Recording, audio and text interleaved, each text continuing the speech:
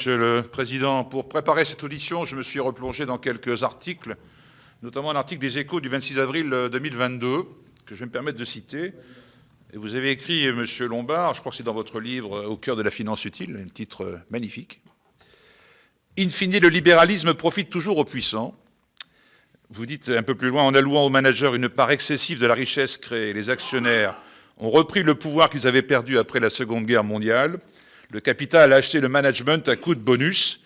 Ne rien changer, c'est prendre le risque politique d'une révolution sociale. Vous comprenez que ces termes font chaud à nos oreilles, est tellement vrai. Et dans le prolongement et en écho de ces propos, je citerai également M. Éric Monet, qui fut le lauréat du prix du meilleur jeune économiste l'an dernier. Et il disait à propos de la Caisse, « Il est important que la Caisse des dépôts et BPI France soient utilisées pleinement pour protéger l'épargne populaire, financer le long terme, le développement régional, vous l'avez évoqué, et ne deviennent pas des gestionnaires d'actifs prenant modèle sur les acteurs privés. Cela peut se faire par un retour à un modèle qui a porté ses fruits en France en associant les parlementaires, les syndicats et le patronat dans les conseils d'administration de ces institutions. Et vous savez que de ce point de vue, la gouvernance a évolué sensiblement. Alors, on a quelques interrogations. Bon, ces affirmations nous intéressent et on y adhère complètement.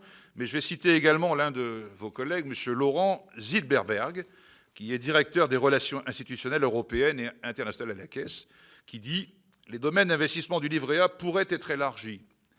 Il faut reconnaître la capacité des investisseurs publics à dérisquer les investissements et à aimanter les autres investisseurs. » Fin de citation. Donc vous comprendrez que ces déclarations suscitent chez nous des interrogations. Où est la ligne de la Caisse des dépôts? Quelle est la philosophie? Quelle est la feuille de route? La Caisse des dépôts, c'est un résultat net agrégé qui dépasse aujourd'hui les 4 milliards. On sait qu'on vit dans une économie largement et de plus en plus financiarisée. Tout ça se financiarise à vitesse grand V. Donc d'où les questions qu'on a souhaité vous soumettre. Pascal Savoldelli en a évoqué. Moi, pour ma part, j'en aurais trois petites questions. Quels sont les leviers dont dispose la Caisse des dépôts pour accroître la construction des logements sociaux, dont on connaît la crise aujourd'hui, qui n'est pas nouvelle? Plus fondamentalement, est-ce que vous reprenez l'engagement aujourd'hui que chaque euro de fonds d'épargne, c'est-à-dire l'épargne de nos concitoyens et concitoyennes, servira effectivement à financer le logement social et la politique de la ville? Et enfin, à propos du nouveau livret vert, avec une critique forte d'ailleurs de la part de notre ministre Bruno Le Maire du livret développement durable et solidaire, pourrait-il échapper au fonds d'épargne et ainsi réduire la collecte du fonds d'épargne pour finalement menacer le financement du logement social? Voilà, merci. Merci Eric, Vincent Eblé, puis Vanina Paoli-Gagin.